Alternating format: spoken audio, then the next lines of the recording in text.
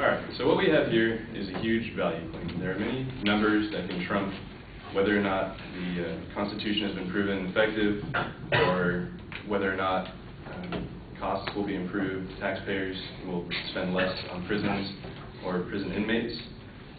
It's basically, what we're talking about here is the constitutionality of having someone receive 25 years to life or 50 years to life for petty theft for minor offenses.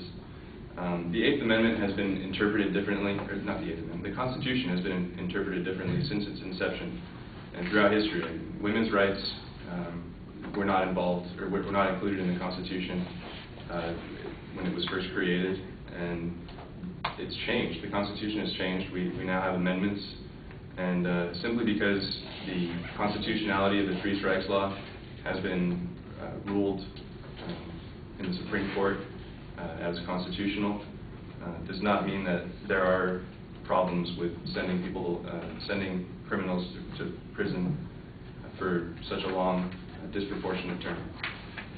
There are cases, like Ian mentioned in his opening speech, like Pauly Claus, who was just bad news. He had 2 major violent offenses, and then he committed murder. There are people like these, and it is our opinion that these people deserve 25 years to life in prison. People that cannot reform after 2 serious or violent offenses. However, there are currently 500 offenses that can count as a third strike. Basically, our argument is that those offenses need to be reduced, and that the sentences must be more proportional to the crime. Sean and Justin both agreed that the last attempt to reform the law did not prove effective, and that multiple times before that, voters had accepted the three strikes law the way it was. However, since 2003, when it was last brought to the table for voters, there's been more time and research to analyze the current law and its merits. We believe that health and cost would be positively affected if the three strikes law is revised.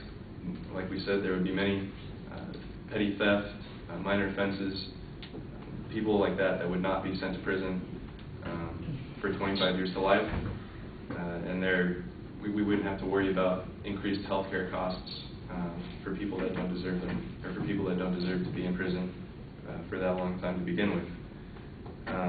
Three strikes offenders are just now getting to the age where we will see a huge increase in specialty health care and costs such as those. And because since the three strikes law began in 1994, the numbers for specialty health care could not be estimated appropriately. So I hope, in conclusion, that you will agree with Ian and me that the three strikes law should be revised. It is unconstitutional, and that the third strike must be a violent offense. Thank you.